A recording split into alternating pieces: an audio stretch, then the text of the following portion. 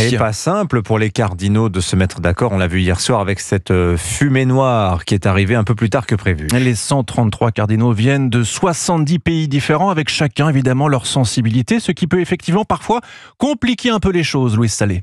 Alors, il y a la traditionnelle rivalité entre progressistes et conservateurs. Les premiers veulent poursuivre les réformes lancées par François, plus de place aux femmes ou en finir avec le célibat des prêtres, tandis que les seconds préfèrent respecter la tradition et ne pas opérer de changements, aussi bien au niveau du rite que de la doctrine de l'Église. Mais depuis la nomination par François de cardinaux originaires des 4 coins du monde, d'autres divergences sont apparues.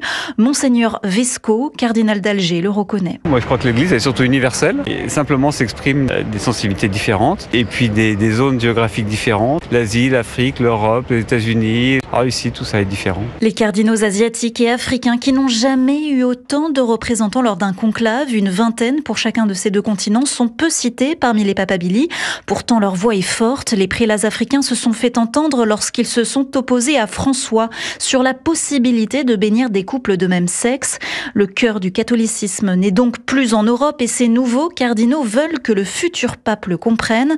Leur avis compte plus que jamais pendant cette élection. Louise Salé, envoyée spéciale d'Europe 1 à Rome.